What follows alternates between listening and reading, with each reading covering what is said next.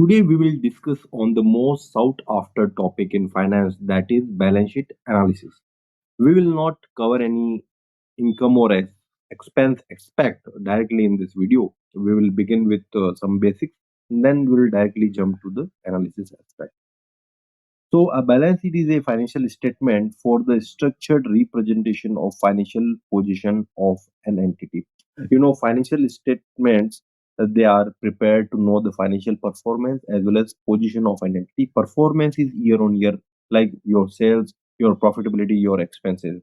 Whereas position is as on a particular date from the inception of that particular entity. Say you have a net worth of 500 crores, so it's not a net worth that you have accumulated during last year. It is a net worth which you have accumulated since the inception of the entity. So balance sheet comprises all such events or items since the inception of that particular company or entity. There are five elements in financial statements, that is asset, liability, equity, income, and expense. So balance sheet comprises asset, liability, and equity. If you know the balance sheet equation, it's like liability plus equity is equal to asset. So what is an asset or what is a liability and equity? Let's discuss them. This is as per the India's conceptual framework. So an asset is a present economic resources controlled by the entity as a result of past events. Suppose you have a building, you have equipment, you have debtors. These all are different types of assets. A building may not be directly contributing in the producing goods or providing services, but building is an enabler. Say you have a factory building, so you are accommodating all your plant and equipment. Your human capital is there, your workers, they are there, your staff is there, so it's an enabler in the whole production process. So it's an asset because it is indirectly giving you some of the economic benefit, whereas equipment or plant and machinery, you are directly generating or producing goods, so it is providing you that economic benefit. Whereas debtors are a type of financial asset because they give you the contractual right to receive cash in future. So how it is an asset? How they are giving you economic benefit? Suppose you sell a good of rupees 100, but the purchaser will not accept it unless until you give him the credit period. So you will sometimes you will have to give him some credit period. Let's say after 30 days you pay me back. This will help you to generate the revenue. So this is the way you create a debtor in your balance sheet and you paid back in the future with some economic benefit or with some margin, with some profits. So these are different types of assets. Whereas liability is a present obligation of the entity to transfer an economic resource or as a result of past event. Suppose you borrowed some loan, so you will have to pay it back. That's why it's your liability, or some deferred tax liabilities are there. For example, in income tax, as per the provision of income tax, you paid 100, but as per your accounting estimate, your profit was 200 crore, 200 rupees. So the difference is there. That is more of a temporary difference, as you know prudently that in future you need to pay it back. So you provide for it right now. That is, you are more conservative, more prudent while preparing the financial statement. So that's why it's your liability.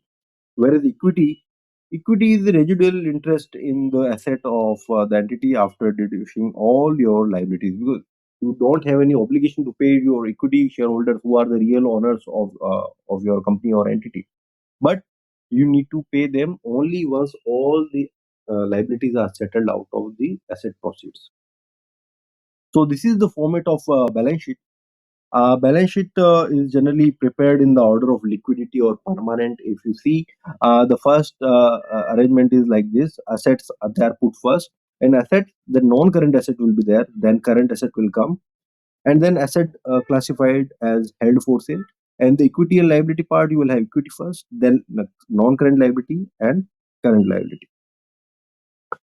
The classification of asset or liability in non-current or current, this is as per India's only. For in case of NBFCs, the classification is like in case financial assets or non-financial assets. So that is, will depend on the business model of the entity. Uh, for year-on-year comparison purpose, last year's figures are also provided. Now let's begin with the fund flow analysis. Fund flow is a horizontal analysis of balance sheet of an entity over a period of time. Suppose last year you had a tangible net worth of rupees 100 crore. Current year you have a tangible net worth of 1100 crores, means there is an increase in tangible net worth by 1000 crore rupees. So this increase of 1000 crore is your source of fund. So the fund flow statement, it provides you a broader view of how the funds are coming and how they are being deployed. Likewise, you had a borrowing of, say, bank borrowing of rupees 400 crore last year outstanding, and current year end you had a outstanding bank borrowing of 600 crore. Means there is an increase in a non-current borrowing by rupees 200 crore. That is your source of fund. You had a long-term investment which you sold last year. So the decrease in non-current asset is also a source of fund. Increase in non-current liability is source of fund. Decrease in non-current asset is a source of fund. Now you had this much of funds, the 1000 crore from net worth, 200 crore from borrowing, 100 crore from investment. So you had a source of fund of 1300 crore. So you had this fund, where you deployed it, where did the funds were applied. Let's see that in the application of fund part. You applied an increase in property, plant, and equipment. You purchased some equipment of 500 crores. So this is your deployment in the up year, in a year. But you will come to know when you compare two balance sheets. You there is an increase in loan assets, means you provided some loans, say, to the some related party or some sister concern, 100 crore, and remaining is your net working capital. Though you see, in the source of fund application for fund, we are not considering current asset and current liability directly, because they are taken care in the net working capital part. So if your net working capital is increasing, it's your application of fund. So it's a good thing to know from the fund flow statement whether your net working capital is increasing or not. If your net working capital is increasing, means your liquidity position of the business is improving. Funds, they are not getting stuck in the non-current assets. So I hope from fund flow statement you will come to know the major or broader view of funds, from where it is coming, where it is going, and what is the impact on your net working capital or liquidity position of your company. So this is the first and foremost analysis which you should do while checking for balance sheet. Then comes the tangible net worth. Tangible net worth is equity plus other equity minus intangible asset, wherein other equity includes reserves, security premium, profit after appropriation or distribution. You provide a depreciation, or there may be some withdrawal, so that will not come in the other equity part, because that have already been withdrawn or dividend has already been distributed to the owner. So only the retained profit will come here, or some losses may also be there. So if losses are there, means other equity will be minus, or it will reduce. And intangible assets, they are reduced because they are non-monetary assets without any physical substance. So this way, if you calculate tangible net worth of last year and you calculate tangible net worth of current year, it is increasing. It shows that there are profits in the system, and the profits are retained also, or say some equity has been issued by the borrower.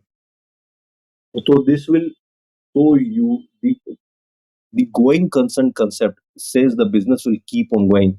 So tangible net worth will validate these particular assumptions, that how the promoters' contributions are being brought in the entity.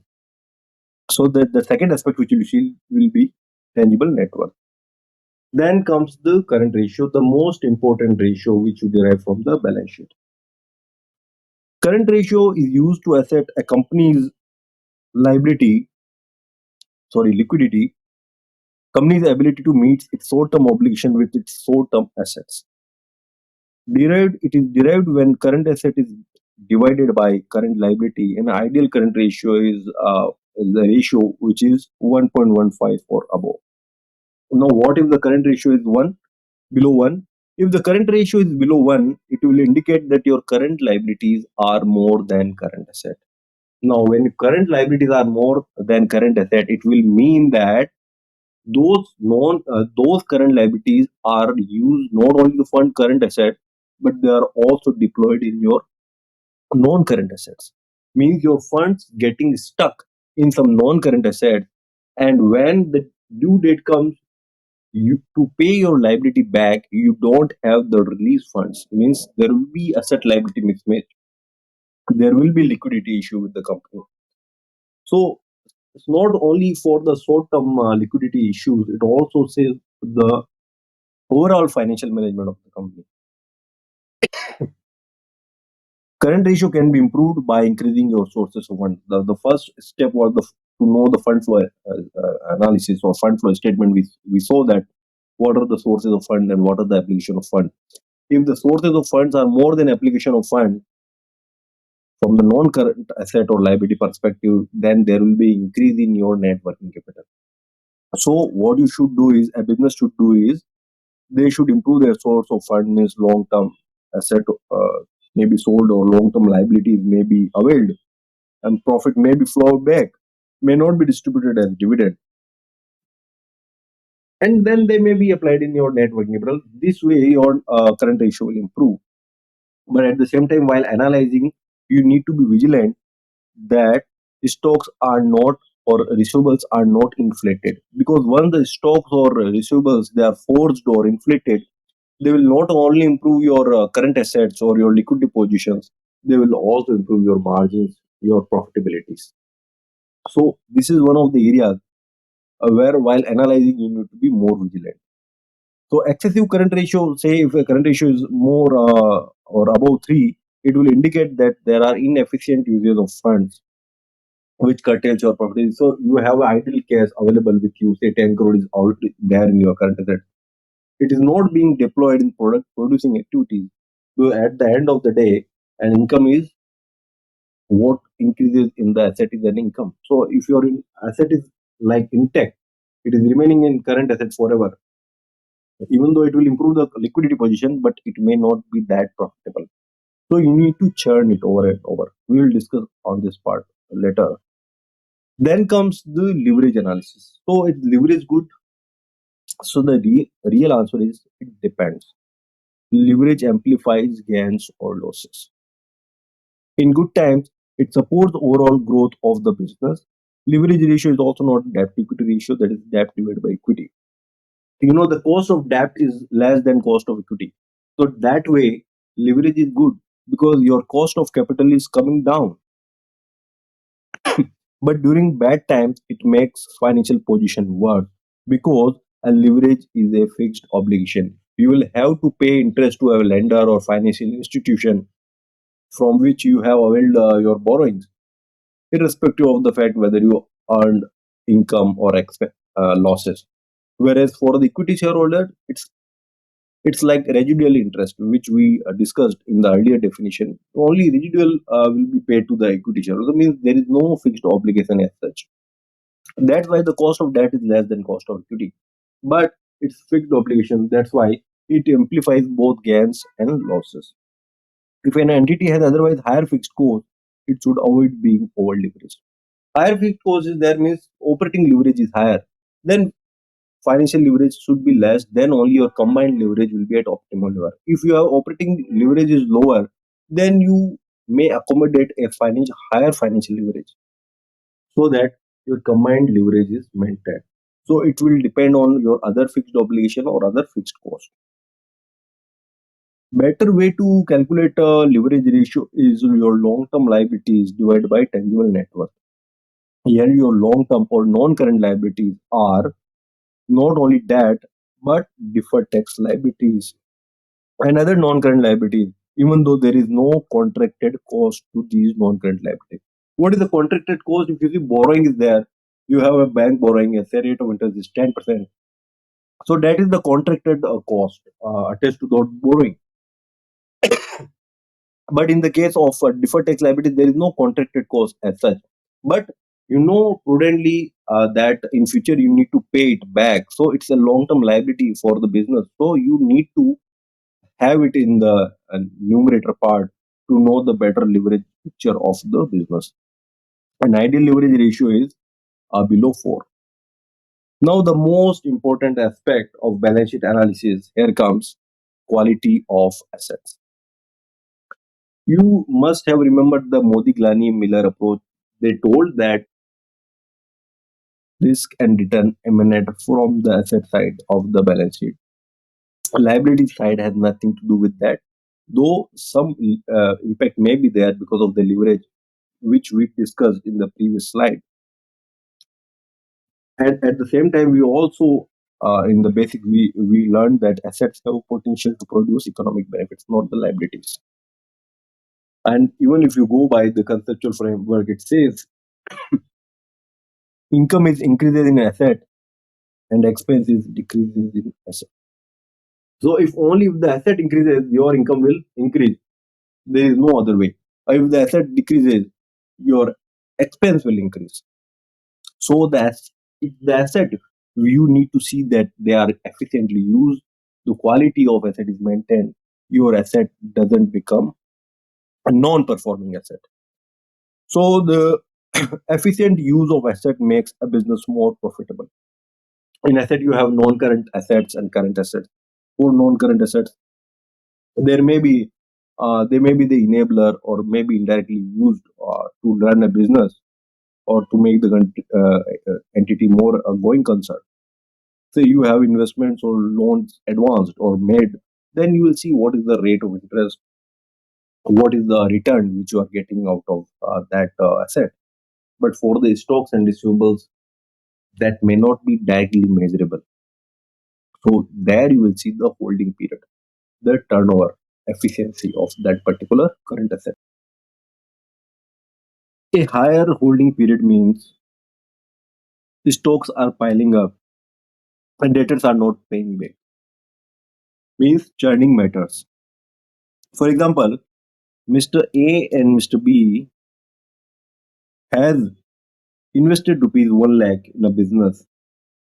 Both manufacture same good worth of rupees 1 lakh and sell it to a profit margin of 10%. But the twist is Mr. A and B gives credit period of 30 days and 60 days respectively. Now you will see the magic here. Mr. A will get money back in 30 days and we will be able to do 11 more such transactions in a year. Whereas Mr. B will have only 5 more such transactions in a year. Because for the Mr. A the credit period is 30 days. If in a year there are 360 days, means overall he will be able to do 12 such transactions. Means he will be able to sell the same good 12 times in a year. Whereas Mr. B will be able to sell the good 6 times in a year. So Mr. A's profitability will be 1 lakh. The margin is 10%, means 10,000. 10,000 into 12 is 1 lakh 20,000. For Mr. B, the profit is 1 lakh into 10%, 10,000, but only 6 transactions will be there, means 60,000. You see the profitability doubles for Mr. A because of the lower credit period. So if you see the ROI in such transactions, ROI will be very high because it was more of a hypothetical situation. But if there are lower margins in your business and you are not able to churn your current assets properly, then it will be a loss making business. If you have lower margin, that it is imperative for you that to maintain your return on investment or ROI, you will have to have lower holding periods. This is one of the thumb rules that many businesses fail to understand and many analysts fail to analyze. So let's quickly understand what are those thumb rules while analyzing a balance sheet, or specifically these are the thumb rules for financial management also. The first is be conservative while analyzing the balance sheet. Suppose you have asset held for sale, so I will not take it in the current asset because it will improve the current ratio. I will consider it as a non-current asset. Likewise, if a liability is there and I'm not able to bifurcate it between non-current and current, then conservatively I will consider it as a current liability. The second point is understand the business model of the entity. Like in the example which I provided just now, your margin method. So business with thin profit margins are working capital intensive and vice versa. Means a working capital intensive business may have thin margin at the same time. So it all depends that you have a lower holding period. If you have a thin margin because of competition, then only you will be able to maintain that return on investment. The third point is you need to read the audit report or notes to accounts judiciously. A very important aspect. Then fund diversions that you need to see. Check for cost of funds or intercorporate loans. The provisions of Companies Act are complied with or not. Say Section 186 is there, that is complied or not. Then what are the anticipated expense or losses, whether they are provided prudently or not. This will give you the sense of management while preparing the balance sheet. They have provided for the bad debts, means they are prudent in while preparing balance sheet. Even though that asset is written off, that debtor is written off, it will not hit the balance sheet because you have already provided for it. I hope you comply with the thumb rules. You check for the fund flow, tangible net worth, current ratio, leverage, and most important point, the quality of the asset. Because at the end of the day, risk and return both emanate from the asset side of balance sheet. Thank you.